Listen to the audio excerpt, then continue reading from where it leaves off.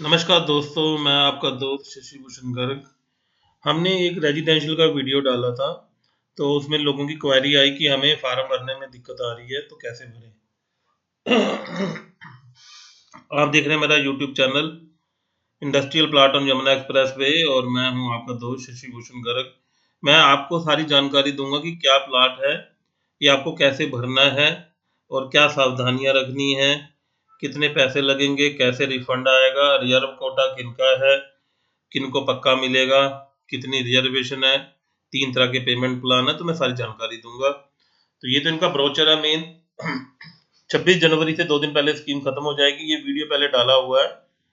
ये plot size इसकी जानकारी दे रखी है सारी। अब मैं इसको ब्रीकी में बताऊँगा आपको।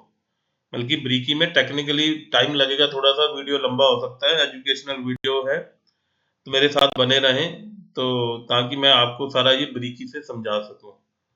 तो इसके लिए एक-एक करके चलेंगे हम कि इसे कैसे-कैसे हमने करना है। तो इसके लिए सबसे पहले हम ये देखेंगे कि इसका जो ब्रोचर है, वो ब्रोचर का क्या हिसाब है। देखिए, जो इसका फ़ार्म है, इसका फ़ार्म ₹590 का है। 500 प्लस 18% जीएसटी। पर ये जो फ़ार्म है, ये आपको कहीं बाज़ार में नहीं मिलेगा, ये ऑनलाइन ही मिलेगा। तो ऑनलाइन कैसा फ़ार्म होगा, ये मतलब कि पहले क्या होता था कि फ़ार्म आप ऑनलाइन पैसे देके प्रिंट आउट लेके बैंक में भी जमा करवा सकते थे, पर अब इन्होंने पूरा चेंज कर दिया है। अब ये कहते हैं कि आप फ़ार्म ले लो, ऑनलाइन लो, और ऑनलाइन ही भरा जाएगा। वो बैंक में कोई बैंक नहीं लेगा। इसमें बैंक के नंबर दे रखे हैं, आईसीआई बैंक, पर कहीं जमा नहीं होता। जैसे लिखा प्रिंट और डाउनलोड, पर अब ये प्रिंट डाउनलोड की ज़रूरत नहीं है। तो ये फार्म आपका ऑनलाइन ही जमा होगा। तो जब आप पैसे देते हो ऑनलाइन, तो 2 तरह के फार्म बन जाते हैं। जैसे ये फार्म है, ये फिजिकल फार्म है, ऐसे ही ऑनलाइन खुल जाता है। तो आपको ये नहीं डरना कि अरे ये तो हार्ड कॉपी आ गई, अब मैं क्या करूँ, डाउनलोड करके कहाँ जमा करवाऊँ। तो जैसे ही आप ऑनलाइन क्लिक करोगे, तो उसी में दूसरा फार्म भी खुल जाएगा।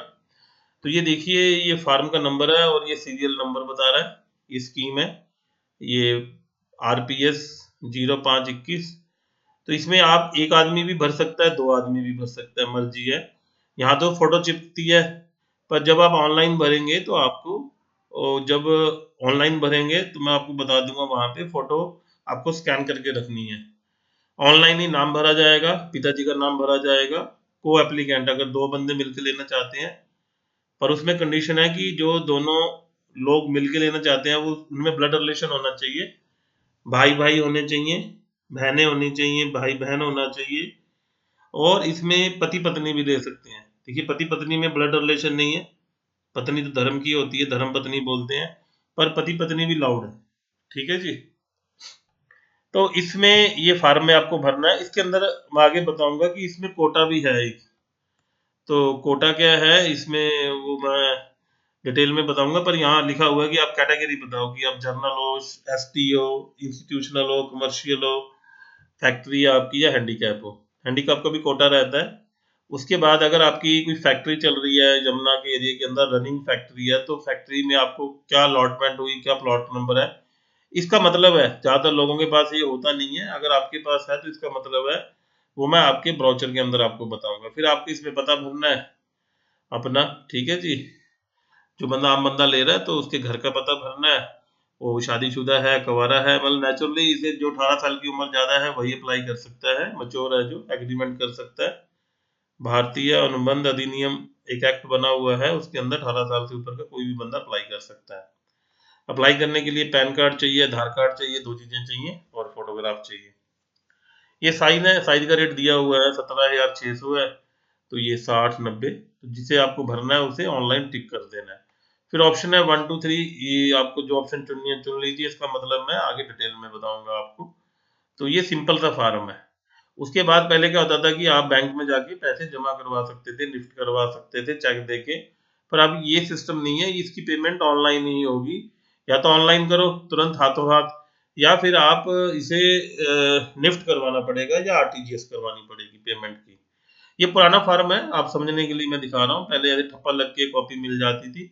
पर ये फार्म को देख के आपको परेशान नहीं होना कि मेरे पैसे डूब गए मेरे। तो ये पुराना फार्म है, आपकी सुविधा के लिए मैं एक बार दिखा देता हूँ। ये पहले हिंदी इंग्लिश 2 लैंग्वेज में आप भर सकते थे। तो ये अपने फार्म देख लिया। अब मैं इसकी जो बैकग्राउंड है उस पे जाता हूँ कि एक्चुअल में अभी क्या नियम बदले हैं, तो आप उन नियमों में चलते हैं। ठीक है जी। ये फार्म हमने एक पार्टी आई थी उनके लिए, डोगरा जी के लिए डाउनलोड किया था। तो ये फार्म तो आपके समझाने के लिए है।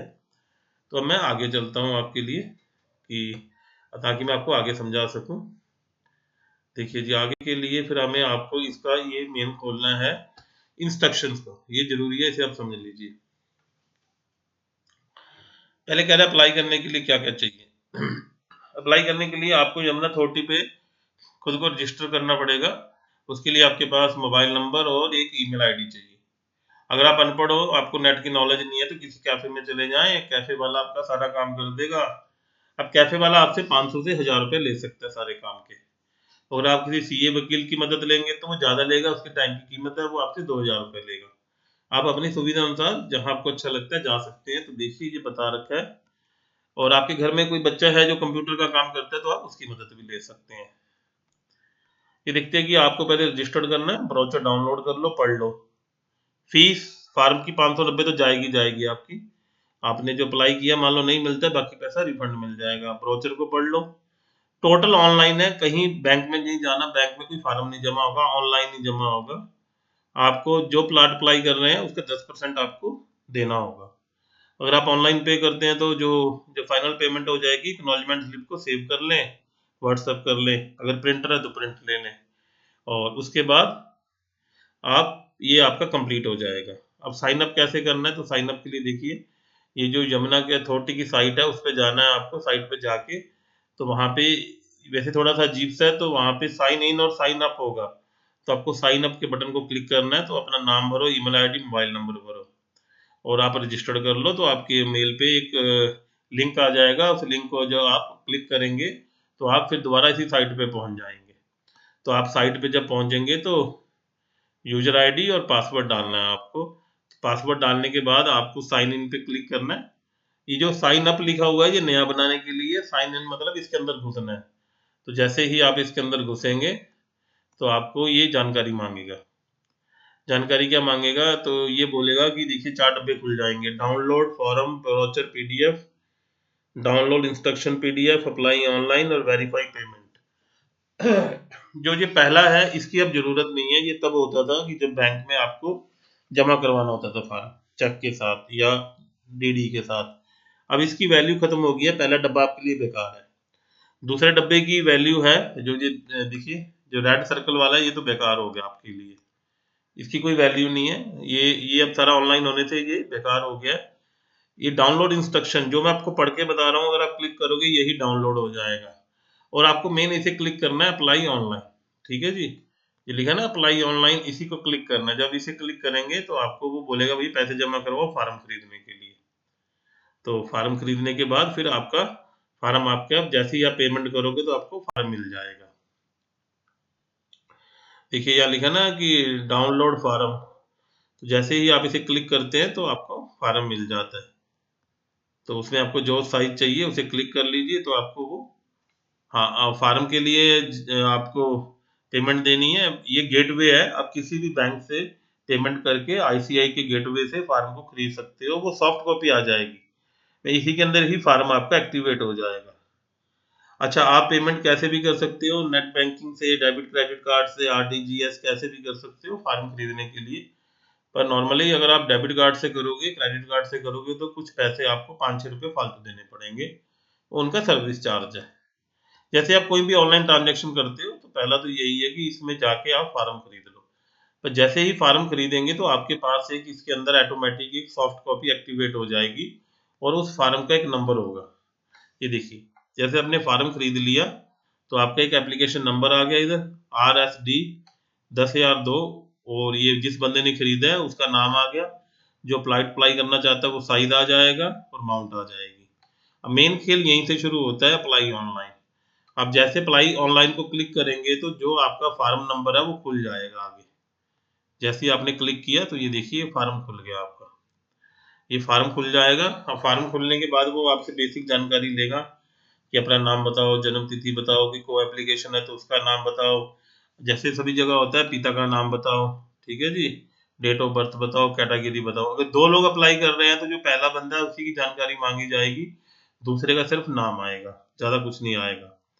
उसके बाद ये मेलिंग का पता पूछेगा कि भाई आप कहाँ रहते हो। मान लो कोई बंदा अपने पुश्तैनी घर में नहीं रहता, नौकरी के चक्कर में दिल्ली आ रहा है, तो जहाँ भी रहते हो या चिट्ठी मंगाते हो तो वो पता डाल दो, और जो आपका परमानेंट एड्रेस है वो डाल दो। अगर एक है तो क्लिक कर दो, दोनों जगह भरा जाएगा। और उसके बाद फिर आप अगली जानकारी, कुंवारे हो, शादीशुदा हो, ठीक है जी। आप पेमेंट जैसे लिखा है ना, डिमांड डिमांड ड्राफ्ट पे ऑर्डर, ये एक पुराना फार्म है, ऐसा कुछ नहीं है। पेमेंट सिर्फ ऑनलाइन ही होनी है। अगर किसी के पास नेट बैंकिंग नहीं है तो चालान क्रिएट हो जाएगा, वो बैंक में जाके जमा करवा सकता है। अच्छा, अब उसके बाद जैसे ही आप आगे बढ़ोगे तो वो पूछेगा हमें ये चीजें अपलोड करो। मैक्सिमम साइज 2 MB से ज्यादा साइज नहीं होना चाहिए। तो क्या चीजें मांग रहा है? ये मांग रहा है सर आपसे, एक तो पैन कार्ड, आधार कार्ड, ठीक है जी। मेन आम जनता से तो पैन कार्ड और आधार कार्ड मांगता है, और एक फोटो मांगता है। अब कोई किसी का कोटा है, कोटे के लिए उस जिस कोटे के अंदर आता है तो उसके कागज लगाने पड़ेंगे। आम जनता के पास कोई कोटा नहीं होता है तो उसका, उसके तो ये दो, ये मतलब कि एक नंबर उसके लिए रिलायबल नहीं है, 2 नंबर में फोटो, और 3 नंबर में सिग्नेचर। सिग्नेचर कैसे कि कागज पे जो आप बैंक में साइन करते हो तो उसमें दो, एक कागज पे 2 डब्बे बना के उसमें स्पेसिफिक सिग्नेचर करके साइन कर दो। तो इसको आप अपलोड कर दो। अगर आपको खुद अपलोड करना आता है ठीक है, नहीं तो कैफे से करवा सकते हैं, या फिर आप किसी सीए या एडवोकेट की मदद ले सकते हैं। और उसके बाद फिर जैसे ही आप अपलोड करोगे तो वो आ जाएगा ओके कि आपका अपलोड हो गया पेपर, और जो आपने अप्लाई किया है तो वो खुल जाएगा कि भैया आपने 300 मीटर का अप्लाई किया है और इसके लिए आपको इतने पैसे देने हैं, जो भी रेट है। तो जैसे मेरे पास मिलने के लिए डोगरा जी आए थे, तो उन्होंने जो अपने हिसाब से अप्लाई किया तो उसके हिसाब से उनके पैसे आ गए। उनके पास नेट बैंकिंग नहीं थी तो उन्होंने चालान बनवा लिया मेरे से कि मुझे चालान दे दो। अगर आपको ऑनलाइन पे करना है तो आप किसी भी बैंक से यहाँ पे इनका गेटवे खुल जाएगा। गेटवे से जैसे ही आप क्लिक करेंगे कि मैं आईसीआई के गेटवे से पे करना चाहता हूँ, टर्म एंड कंडीशन मुझे एक्सेप्ट है, तो जो बैंक है आपका, या तो देखिए आप अनपढ़ हो, ज्यादा पढ़े लिखे नहीं हो, आपको नेट बैंकिंग से डर लगता है, तो आप बोलोगे मुझे चालान निकाल दो, तो यहाँ से जो चालान क्रिएट हो जाएगा। तो चालान लेके आप जनरेट चालान करो, और इसका प्रिंट आउट लेके बैंक में चले जाओ। 2 कॉपी लेके जाओ, एक बैंक रख लेगा, एक पे ठप्पा मार के आपको दे देगा स्टैम्प करके। अच्छा, ये याद रखना है, ये जो आप चालान होता है जो ऑटोमेटिक, ये निफ्टी का और आरटीजीएस का फार्म होता है, अलग से कोई फार्म नहीं भरना, इसी के साथ चेक लगेगा बैंक में, योर सेल्फ का। और चेक के पीछे आपको पूरी डिटेल लिखनी है कि यमुना के लिए अप्लाई कर रहा हूँ, ये प्लॉट है, ये साइज है, ये मेरा नाम है, ये मेरा फोन नंबर है। चेक के पीछे पूरी राम गाथा लिखनी जरूरी है, पूरा पीछे से सारा चेक भर दो। और अगर आपके पास नेट बैंकिंग है तो नेट बैंकिंग से पे कर दो। और डेबिट क्रेडिट से पे करोगे तो कुछ 2-4 हज़ार रुपये फालतू देने पड़ेंगे, तो उससे बचो। आप नेट बैंकिंग से पे करो। डेबिट और क्रेडिट कार्ड में कई बार ये मिस भी कर जाता है। अगर आपके पास नेट बैंकिंग है उससे पे कर दो। जैसे ही आप नेट बैंकिंग से पे करेंगे तो आपके पास रिसीप्ट आ जाएगी। ये तो चालान का फॉर्मेट है जो नीचे दिखाया है, ये तो चालान है जो आपको बैंक लेके जाना है। ऐसे चालान तो ऐसी शक्ल में आता है। और अगर आप तुरंत पे करोगे तो तुरंत वैसे तुरंत रसीद आ जाएगी। जैसे आपने पे किया तो ये रसीद की कॉपी है कि हमें पैसे मिल गए, और सेक्टर 17-18 में आपने स्कीम के अंदर आपने अप्लाई किया है।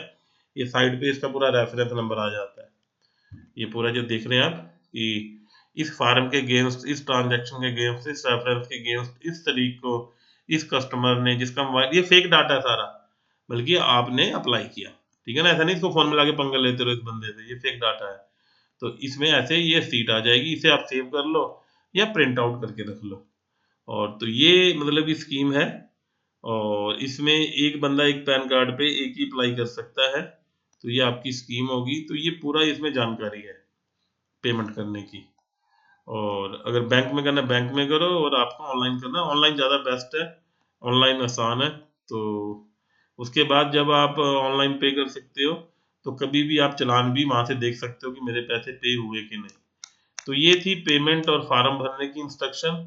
और अब इसमें ये है कि कोटा क्या है, क्या टर्म एंड कंडीशन है, क्या रूल रेगुलेशन है, उसका एक ब्रोचर हो रहा है, वो मैं पढ़ के सुना देता हूँ आपको पूरा। वो शुरू में दिया हुआ है इन्होंने, ये देखिए। ये कहते हैं कि आप अप्लाई करने से पहले डाउनलोड इंस्ट्रक्शन कर लो और उसे पढ़ लो। ये देखिए, ठीक है ना जी, कि डाउनलोड फार्म ब्रोचर पीडीएफ में। तो ये क्या है, इसे मैं आपको पढ़ के बता देता हूँ कि ये क्या है। ये देखिए, ये ब्रोचर है, इसमें सारी टर्म एंड कंडीशन लिखी हुई है कि कितना रिजर्वेशन कोटा है, क्या है, कैसे है। ये देखिए ये कह रहा है टर्म एंड कंडीशन, जब आपको ये फार्म लगाना है तो इसकी क्या टर्म एंड कंडीशन है वो आप समझ लीजिए। वो कह रहा है कि ये तो इस सेक्टर में प्लॉट है, यमुना एक्सप्रेस वे का एरिया है। स्कीम का कोड याद रखें, कई बार गड़बड़ हो जाती है। RPS 5/21। स्कीम 23/12 को खुली है और 26 जनवरी से 2 दिन पहले खत्म हो जाएगी। और जो इसका ड्रा है ये 10 तारीख को होगा, यहीं पे होता है P3 के अंदर, एक सामुदायिक केंद्र है वहां पे ड्रा होता है। तो आप ड्रा में आ सकते हैं, चाय पानी पिलाते हैं, मास्क देते हैं और वेलकम करते हैं। पर कोरोना हुआ तो फिर कुछ बंदों को एंट्री होगी, सबको अंदर नहीं घुसने देंगे, ये भी नियम होता है। पुलिस होती है, जज होते हैं, पूरा अमला होता है, मजा आता है। तो कभी ड्रामे नहीं आए तो जरूर आना, क्योंकि ड्रामे जब निकलता है तो लोग शोर मचाते हैं, खूब खुश होते हैं, तो अधिकारियों के साथ उनकी फोटो भी खींची जाती है। तो ये देखिए कि ये प्लॉट है जो खाली है सेक्टर 16 में, तो ये प्लॉट है 336। सेक्टर 17-18 में ये है।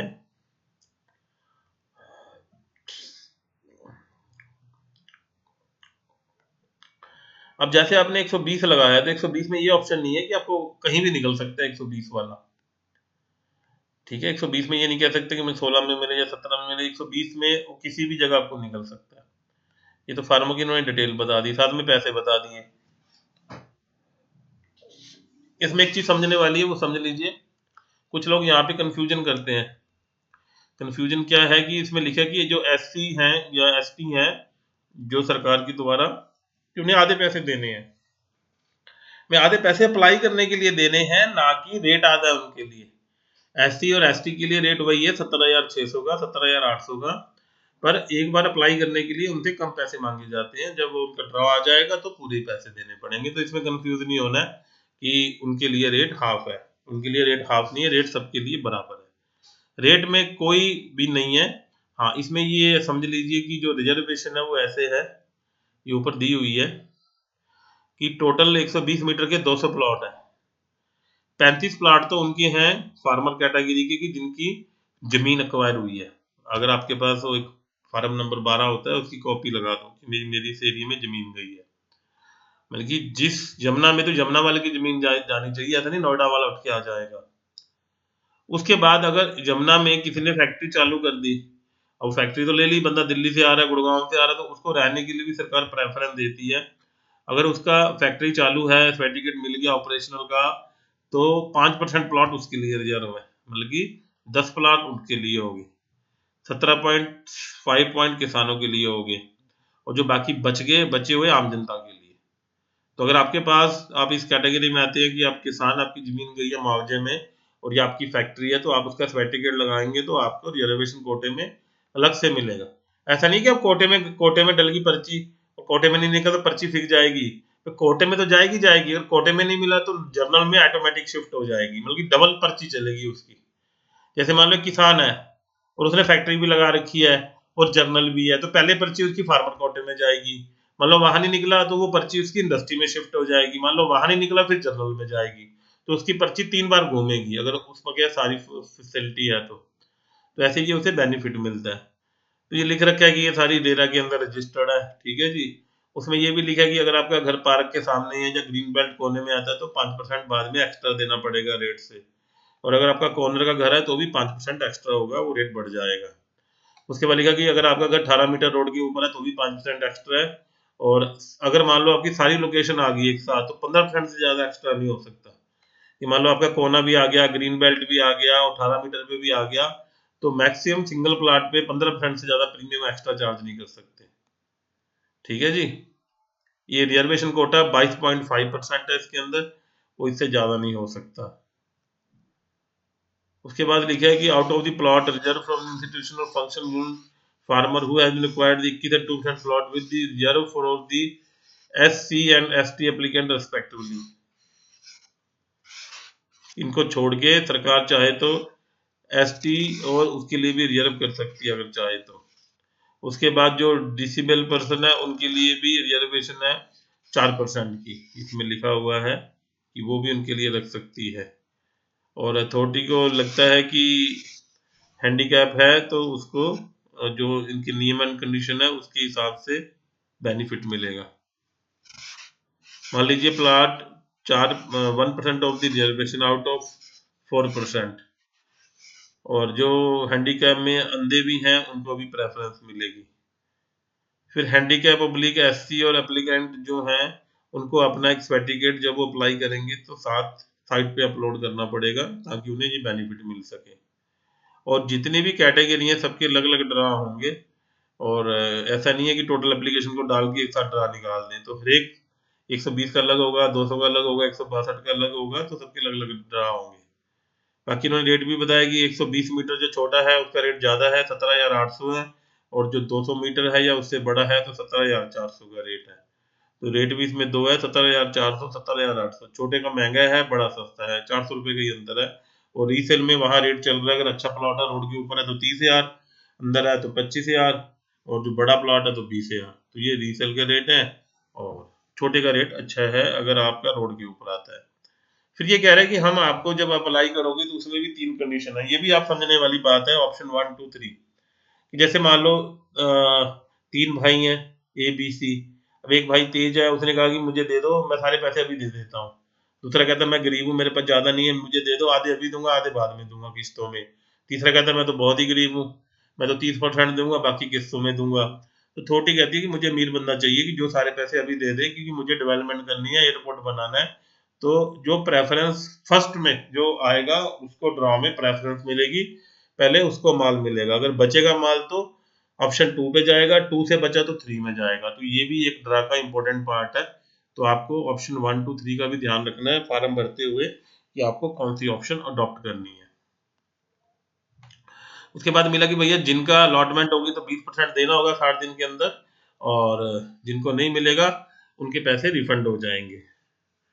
बल्कि इनकी है कि आपके पैसे रिफंड हो जाएंगे, अगर आपका रिफंड 1 साल से लेट डिले होता है तो आपको ब्याज मिलेगा। जब भी आप फार्म भरें तो आप अपना पूरा detail, bank account number, IFSC code सही भरें ताकि आपको रिफंड लेने में कोई दिक्कत ना आए, वो ध्यान से भरें। अच्छा, उसके बाद ये कहा है कि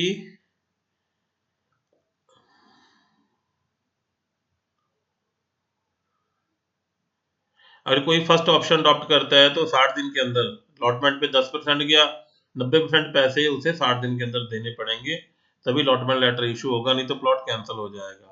अगर आपने ऑप्शन बी चुनी है तो 10% तो शुरू शुरू में चला गया, तो 50% of the total premium including registration fees, वो कह रहे हैं 10 चला गया पहले और 40% बाद में देना पड़ेगा, तभी लॉटमेंट लेटर निकलेगा। और जो बाकी बचा वो आपको किस्तों में देना है। तो उसमें आपकी 2 किस्तें बनेगी 6-6 महीने की, वो आपको वैसे देना है। बल्कि इसमें 2 ही किस्तें बनेगी। अगर आप उसमें डिले करते हैं तो फाइन पड़ेगा, ब्याज पड़ेगा 8.5% ब्याज और 3% फाइन पड़ेगा, तो 11.5% का आपको झटका लगेगा उसके ऊपर। और अगर आप गरीब हो, ऑप्शन 3 के अंदर जाते हो, तो 10% पहले देना है। अगर आपको ड्रॉ में निकला है तो 20% लॉटमेंट में देना है 60 दिन के अंदर। मतलब कि 30% चला गया, कि मान लो कि 1 करोड़ का प्लॉट है तो 10 लाख पहले गया, 20 लाख बाद में गया, तो 30 लाख दे के लॉटमेंट लेटर मिल जाएगा आपको, बाकी बच जाएंगे 70 लाख। तो जो 70 लाख पे करने हैं वो 10 किस्तों में देने हैं, मतलब 5 साल में। 5 साल में देने हैं, हर 6-6 महीने बाद किस्त आएगी, और 8.5% एनुअल ब्याज के साथ पेमेंट करनी है। तो ये चार्ट वो पहले दिन ही पकड़ा देते हैं, जैसे अलॉटमेंट लेटर होता है ना, तो चार्ट भी दे देते हैं कि आप ऐसे ऐसे देते रहना। और अगर आप गड़बड़ करोगे तो 3% का फाइन है। तो 8.5 प्लस 3% जोड़ के, और जीएसटी अलग से लगेगा, उसके साथ आपको ये पैसे देने पड़ेंगे, तभी आपका प्रॉपर्टी क्लियर होएगी। इंटरेस्ट रेट वो चेंज हो सकती हैं टाइम टू टाइम, वो डिपेंड करता है। और अगर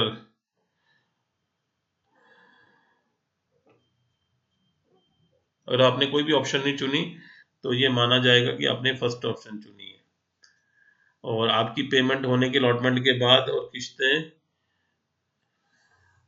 अगर आपने पेमेंट कर दी तो अथॉरिटी को अपडेट करो। अच्छा, उसके बाद ये कह रहा है कि ये स्कीम प्रॉपर टाइम पे चलेगी, मान लो फिर भी कोई दिक्कत आती है तो 30 दिन की एक्सटेंशन हो सकती है। बल्कि अगर किसी बंदे के पास 60 दिन में पैसे देने हैं, कुछ गड़बड़ होगी, कुछ डेथ वेथ होगी, कुछ पंगा हो गया, तो लेटर लिख के 30 दिन का एक्सटेंड ले सकता है, कि 2 की जगह आपको 3 महीने में पैसे देने पड़ेंगे, पर वो ब्याज लगेगा 11.5%। और बाकी इन्होंने बता ही दिया कि जैसे ही प्लॉट लॉट होगा, the allottee shall done as the lease from the 90 year at the date of lease deed. ये फ्री होल्ड नहीं है, सारी प्रॉपर्टी लीज होल्ड है, तो 90 साल की लीज होगी। नॉर्मली लीज का ये मतलब होता है कि ये है डेवलपमेंट अथॉरिटी सारी, Noida development authority, greater Noida development authority, Yamuna development authority. इनका मकसद होता है कि क्षेत्र को विकास करो फिर आगे बढ़ जाओ। तो 30-40 साल में अगर इस एरिया का विकास हो जाता है तो उसको फ्री होल्ड करके ये आगे बढ़ जाती है।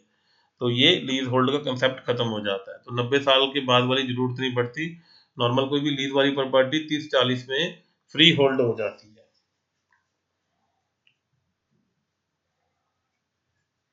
अच्छा, इन्होंने एक चीज और की है कि कटिंग के अंदर अगर प्लाट भी छोटा बड़ा है, जमीन बढ़ जाए कम जाए तो उसके पैसे एडजस्ट हो जाएंगे। अगर ज्यादा है तो देने पड़ेंगे, कम है तो रिफंड हो जाएगा। और कोई सरेंडर करना चाहता है तो सरेंडर कर सकता है, तो उसे पूरे पैसे वापस हो जाएंगे। जो सिलेंडर में जो प्रोसेसिंग फीस है 10,000 रुपये चार्ज करी जाएगी, बाकी पैसे काट के बिना ब्याज के पार्टी को वापस करिए जाएंगे।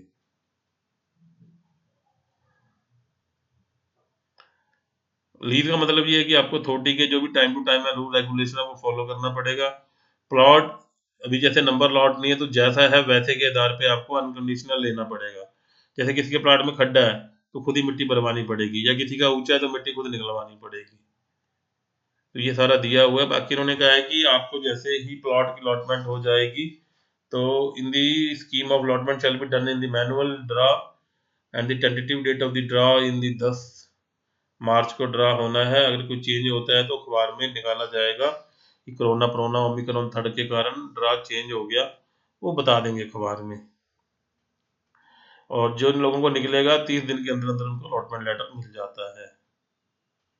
और इनके पास कोई भी प्लॉट तैयार कंडीशन में है तो उसे पोजेशन भी मिल जाएगी कि भैया कोठी बना ले, पोजेशन लेटर मिल जाएगा। वो तब मिलेगा जब आप अलॉटमेंट लेटर और पूरी पेमेंट का कागज दिखा दो, तो आपको पोजेशन सर्टिफिकेट इशू हो जाएगा। फिर ये 5 नंबर में कह रहा है कि allottee shall have to construction done getting the building plan sanction according to the lease deed. अच्छा, जैसे आपने एक पोजेशन ले ली तो फिर एक नक्शा पास करवा के आप उस पर घर बना सकते हो। किसी भी प्लाट को ना तो आप तोड़ सकते हो ना अमेलगामेट कर सकते हो, जैसा है वैसा ही बनाना पड़ेगा। अच्छा, कंस्ट्रक्शन कितने टाइम में कर सकते हो आप? तो इन्होंने लिखा है कि जैसे ही प्लॉट आपको मिलेगा तो 3 साल के अंदर अंदर आपको घर को बनाना पड़ेगा। अगर आप 3 साल के अंदर घर नहीं बनाते हैं तो चौथे साल 4% फाइन, 5वें साल 5%, फिर 6%, और फिर हर साल ऐसे आपको फाइन पड़ता जाएगा टोटल प्रीमियम का। कौन अप्लाई कर सकता है? जिसकी उम्र 18 साल से ज़्यादा है, इस देश का नागरिक है, कहीं भी रहता हो देश के अंदर, वो अप्लाई कर सकता है।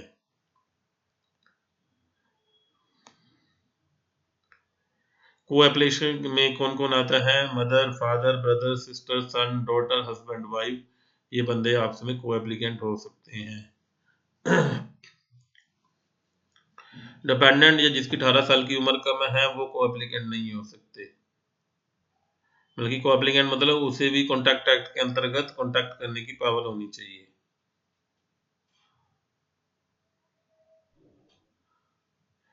सिर्फ ये इंडिविजुअल ही अप्लाई कर सकते हैं, इसी कोई इंस्टीट्यूशनल कंपनी वो नहीं अप्लाई कर सकते। सिर्फ एक आम आदमी जिंदा इंसान ही अप्लाई कर सकता है, ये चीज़ भी ज़रूरी है। तो ये सारी चीज़ें इन्होंने बता दी कि भैया ऐसे ऐसे अप्लाई कर लो, और सारे नियम भी बता दिए। अच्छा, आपको ये अपनी प्रॉपर्टी को रेंट आउट करना है या कुछ भी करना है तो पहले अधिकारियों से सर्टिफिकेट लेना पड़ेगा। उसके बिना आप इसमें कोई ज़्यादा अपनी मर्जी से पंगा नहीं कर सकते, ये चीज़ भी याद रखिए।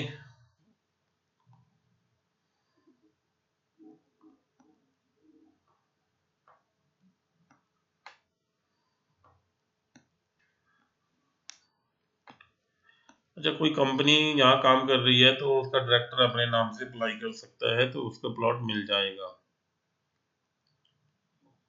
जिन फार्मों की ज़मीन गई है तो वो फार्म इसके लिए अप्लाई कर सकते हैं, जैसे कि मैंने बताया उनका कोटा है। उन्हें 100 रुपये के स्टाम्प पेपर पे बताना पड़ेगा मेरी ये ज़मीन गई है, उसके अंतर्गत मुझे बेनिफिट दिया जाए।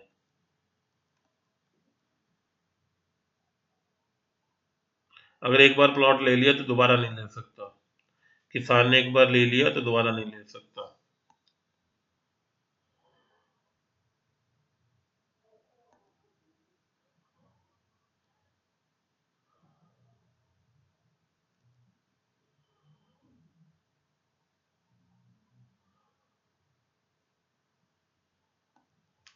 एक फार्म 11 मिलता है कंपनसेशन का। तो जब आपको किसान कोटे का बेनिफिट लेना है तो फार्म 11 आपको साइट पे अपलोड करना पड़ेगा, उसके बिना आपको बेनिफिट नहीं मिलेगा।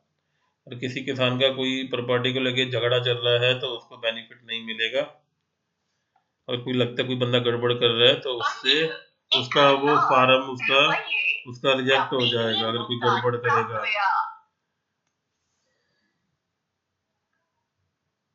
तो ये सारी इन्होंने जानकारी दी है। फार्म का रेट बता दिया, 500 प्लस 18% जीएसटी के साथ है।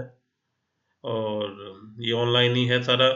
जैसे ये लिखा है बैंकों में, ये गलत जानकारी है, किसी बैंक में कुछ नहीं है। आप बैंक में जाओगे धक्के खा के आ जाओगे, तो किसी बैंक में नहीं जाना।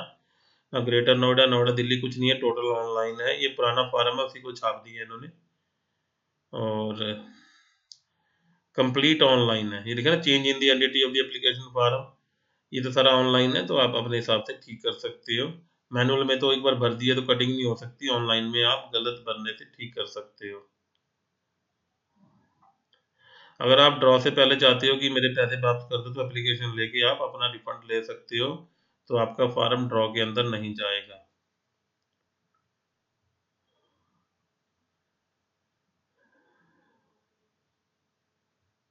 अगर आपको अलॉट हो गया उसके बाद आपको विथड्रॉल करना, तो 10,000 रुपये फाइन पड़ेगा, क्योंकि वो फिर दोबारा किसी और को अलॉट करना करेंगे। रिटर्न करने का भी टाइम है। अगर आप उसके बाद आप वापस करते हो तो टोटल वैल्यू को 10% आपको देना पड़ेगा रिवर्स करने पे। अगर आपके नाम लीज डीड भी होगी है फिर भी वापस करना चाहते हो तो 30% का फाइन पड़ेगा आपको। नॉर्मली ये 30% करते नहीं है, जनता 2 नंबर में बाहर ही भेज देती है। ठीक है जी। और आपको रिफंड लेना है तो आपको अपने कागज लगाने पड़ेंगे, उसमें वही IFSC code, bank account number देना पड़ेगा। सिग्नेचर मैच होने चाहिए रिफंड के लिए। कैंसलेशन, अगर आप रूल एंड फॉलो नहीं करोगे, कुछ गड़बड़ करोगे, फेक डाटा दोगे, चीटिंग करोगे, तो आपकी अलॉटमेंट कैंसिल हो सकती है। आप सरकार के नियम तोड़ोगे तो अलॉटमेंट कैंसिल हो सकती है। सरकार कभी भी अलॉटमेंट कैंसिल कर सकती है, चाहे आप उसमें 10 साल से रह रहे हो।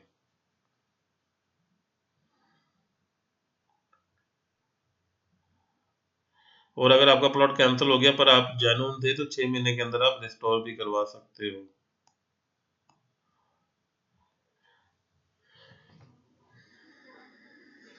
अलॉटमेंट के 5 साल के अंदर अंदर आपको प्लॉट मिलेगा ही। The possession of the allotment will be hand over after the 5 year from the issue of the allotment letter।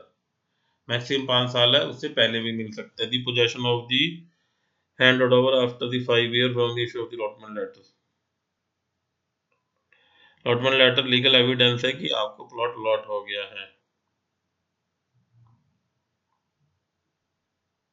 जब आप रजिस्ट्री करवाओगे तो अलॉटमेंट लेटर आपके पास होना चाहिए। जब आप रजिस्ट्री करवाओगे तो स्टाम्प पेपर, वकील का खर्चा, ये सारा आपका होगा। अथॉरिटी इसमें कुछ नहीं देगी।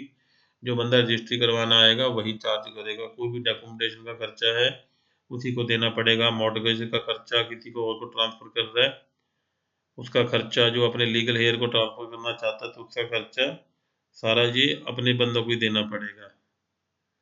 लैंड यूज वैसे ही करनी पड़ेगी जैसा अथॉरिटी करती है। अथॉरिटी के ऊपर कोई भी बिजली पानी का बिल है, कोई टैक्स आपको पे करना पड़ेगा। टाइम टू टाइम अथॉरिटी कोई और क्लॉज लगाती है तो उसको फॉलो करना पड़ेगा। ऐसा नहीं कह सकते कि मेरी मर्जी। कोई आपकी मर्जी नहीं, अथॉरिटी का सामान है। अगर आपको कोई केस करना है तो वो जुडिडिक्शन इलाहाबाद हाई कोर्ट में जाके आप केस कर सकते हो अथॉरिटी के खिलाफ। तो जो भी ड्यूज हैं वो सरकारी लैंड रूल के हिसाब से लिए जाएंगे आपसे। कुर्क करके भी आपसे आपकी सरकारी ड्यूज लिए जा सकते हैं। तो ये सारी जानकारी है। आपको कुछ और जानकारी चाहिए तो ये नंबर है, आप इनसे फ़ोन कर सकते हैं। तो ये मैंने आपको पूरा ब्रोचर पढ़ के बता दिया। ये भी बता दिया कि ये सारा ऑनलाइन है, आपको कहीं धक्के नहीं खाने, कहीं नहीं जाना। आप खुद बैठे कर सकते हैं अगर आपको नेट की नॉलेज है, थोड़ा मोटा आता है। अगर आपको नहीं आता तो कैफ़े में चले जाओ, 500 से 1000 लेगा। अगर आपको लगता है कैफ़े वाला गड़बड़ कर सकता है तो किसी भी सीए वकील के पास चले जाओ, वो सारे काम के 2000 रुपये लेगा। तो ये सारी मैंने आपको टर्म एंड कंडीशन बता दी। फिर भी दोस्तों, अगर आपको कोई भी क्वेश्चन हो तो कृपया करके आप मुझे कमेंट बॉक्स में लिख सकते हैं, तो मैं आपकी मदद कर दूंगा। आप कमेंट बॉक्स में आपकी जो भी क्वेरी हो प्लॉट में भरने में, करने में, क्या करूं, कैसे करूं, तो उसके लिए आपका स्वागत है। तो ये मैं एक एजुकेशनल वीडियो लेके आया, आशा करता हूँ कि आपको इसमें कोई दिक्कत नहीं आएगी।